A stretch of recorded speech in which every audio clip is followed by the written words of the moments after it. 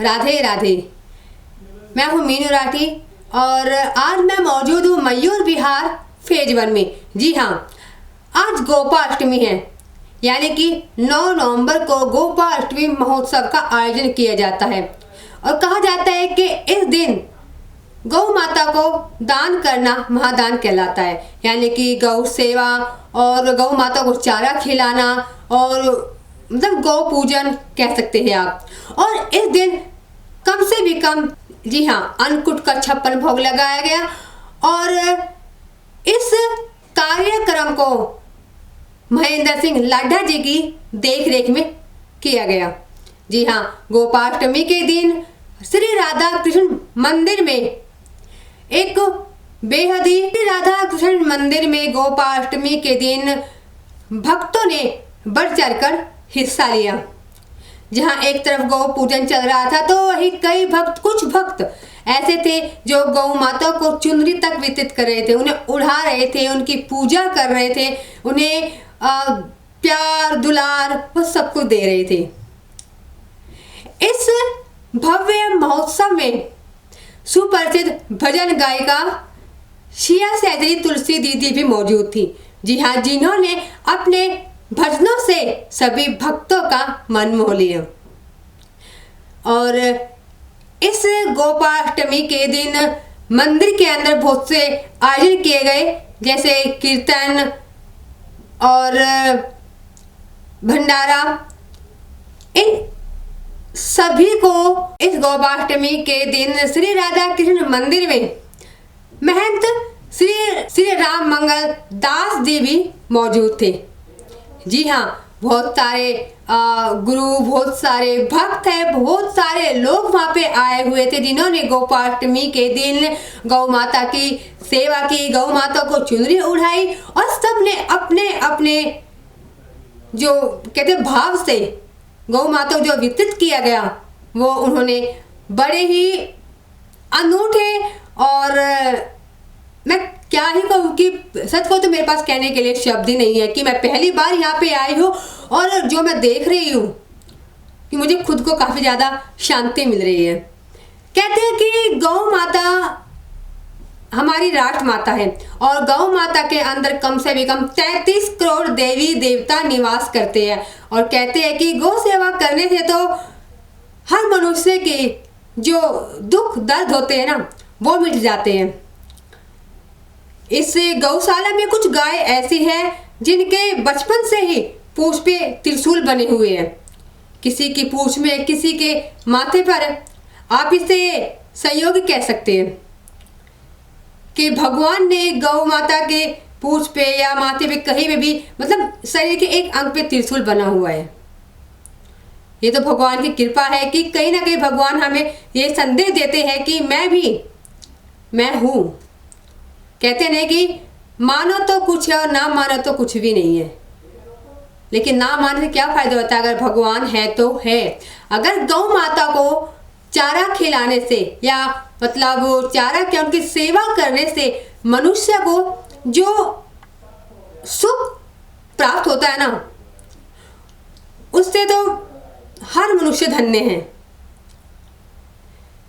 गौ माता की सेवा करना हम सनातन धर्मियों का पहला कर्तव्य है।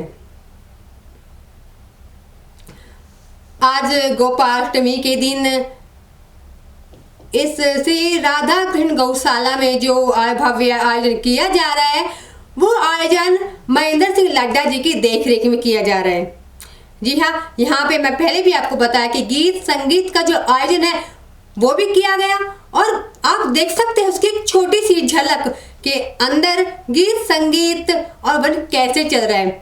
अलग अलग वादक जो बाहर बैठे हुए आप उन्हें भी देख सकते हो और मैं आपको अंदर तक लेके जाऊंगी और आपको वहां का सारा नज़ारा दिखाऊंगी। तो ठीक है, चलते हैं और दिखाती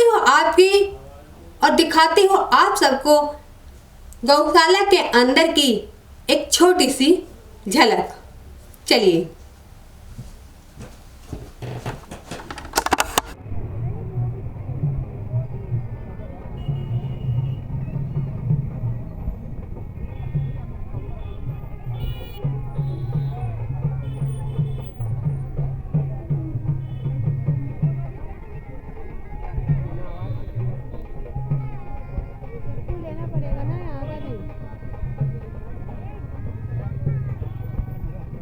ये तो बाद में हो जाएंगे।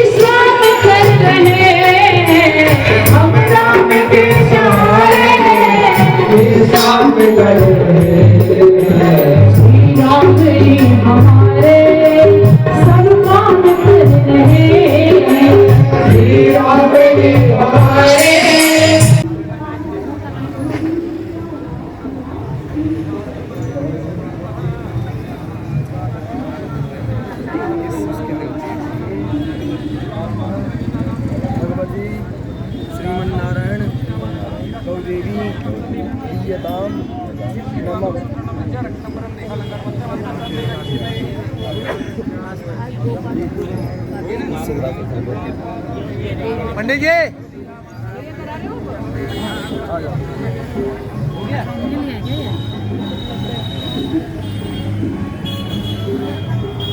हरे कृष्णा, राधे राधे।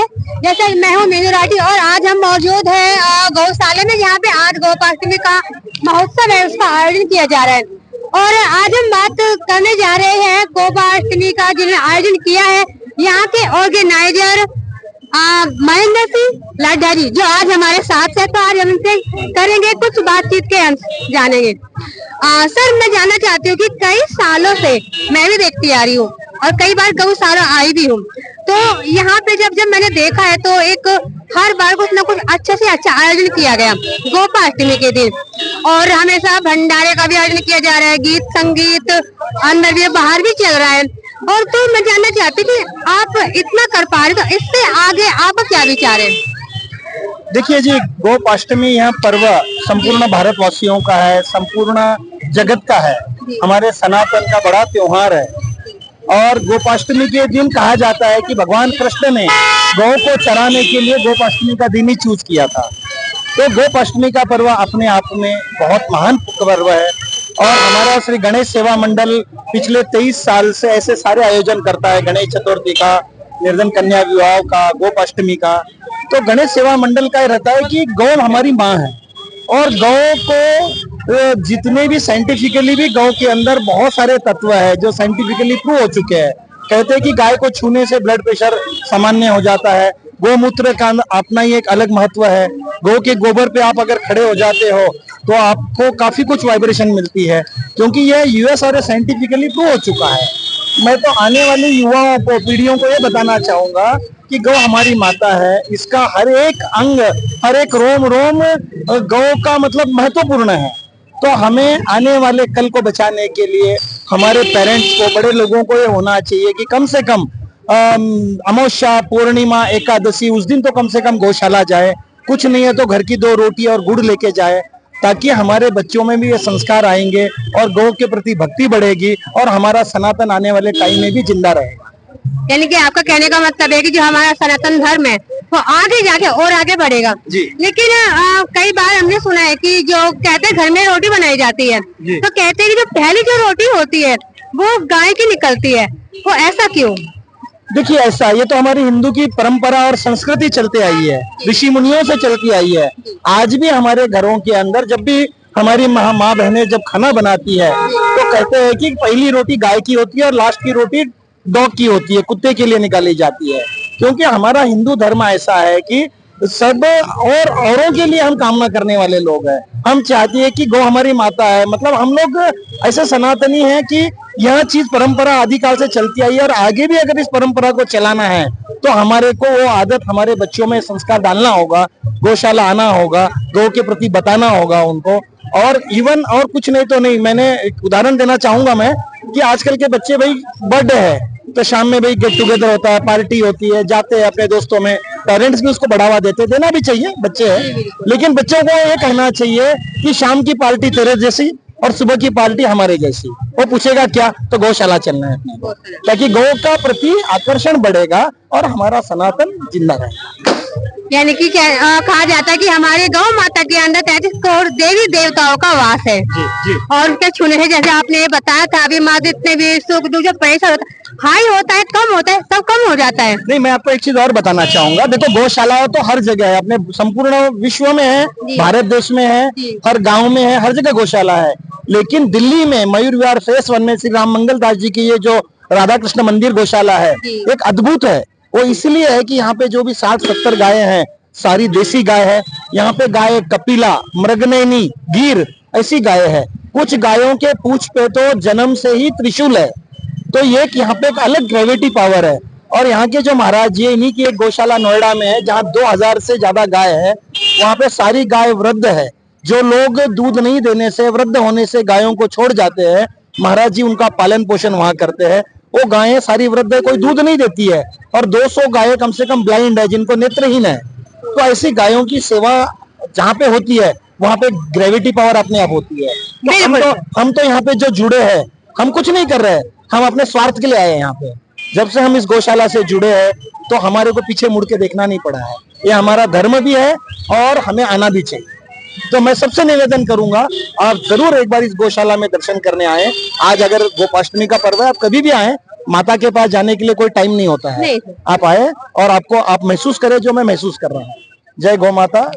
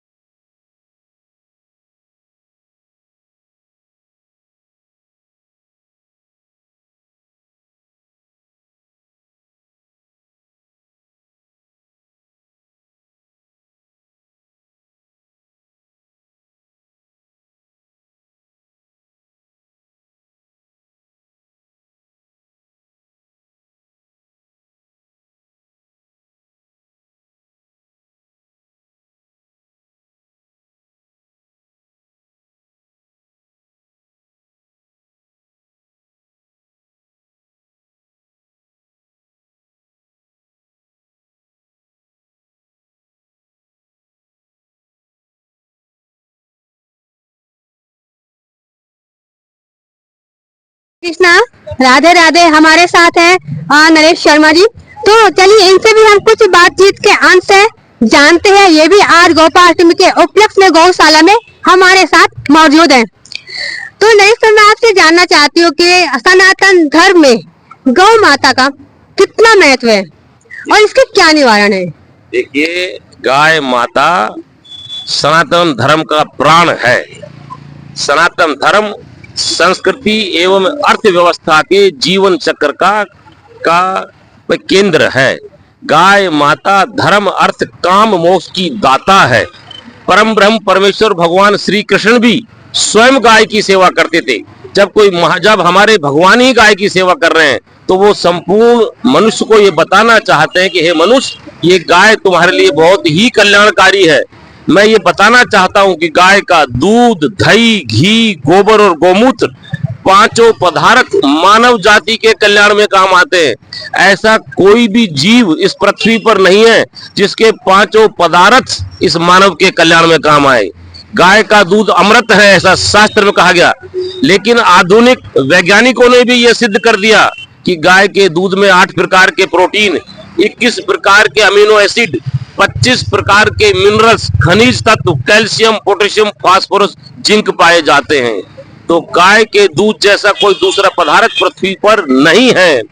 अगर हम गाय के घी को चावल के साथ जलाते यानी हवन करते हैं तो इथिलीन ऑक्साइड, प्रोपिलीन ऑक्साइड और फॉर्मल्डिहाइड गैस बनती है।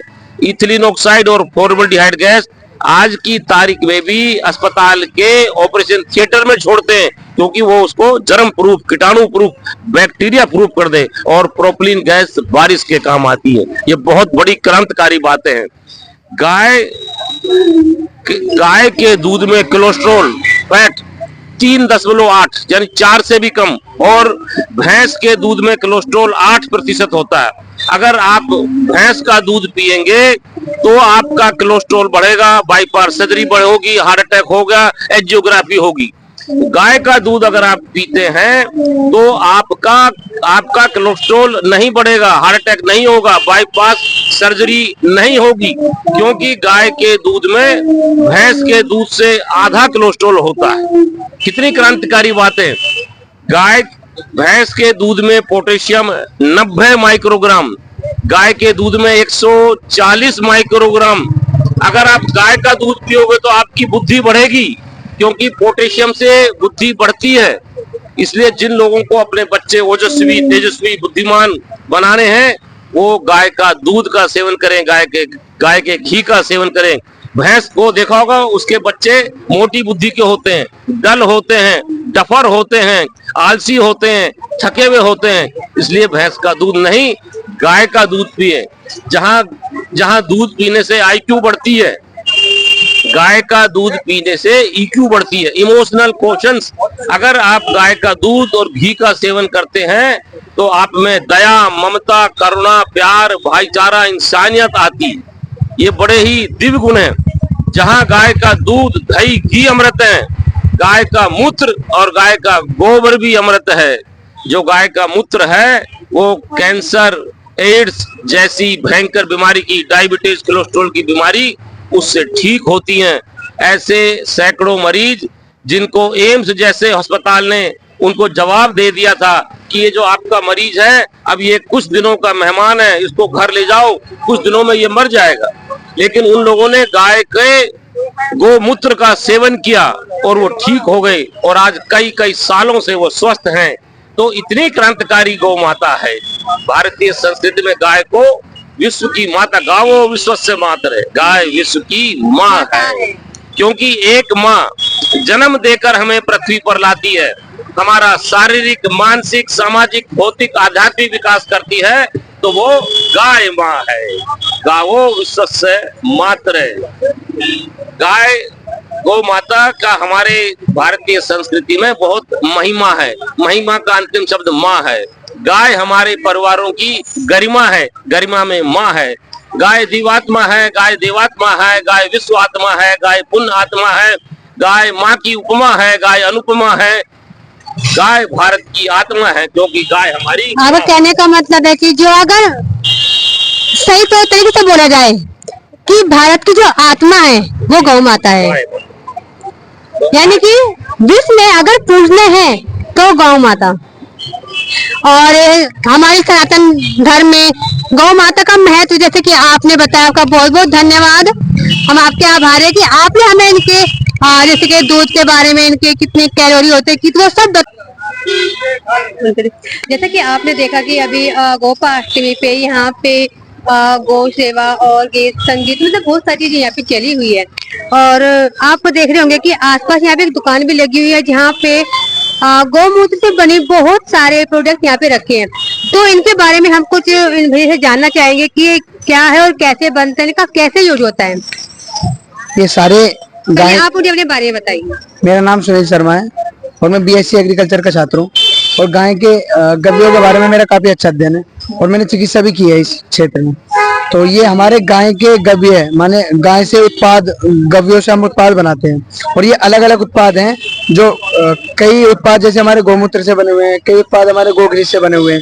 और विशेष इन उत्पादों को बनाने का कारण ये रहता है कि जो महानगर में लोग रहते हैं तो वो डायरेक्ट तो गौ सेवा कर नहीं सकते, तो गौ उत्पाद खरीद कर गौ सेवा आसानी से कर सकें, इसी वजह से गौ उत्पाद आसानी से उपयोग किए जा सकते हैं और गौ सेवा की जा सकती है। गौ सेवा की जा सकती है, जैसे कि आपने बताया गौ सेवा की जा सकती है। लेकिन मैं आपसे ये जानना चाहती हूँ कि ये क्या है?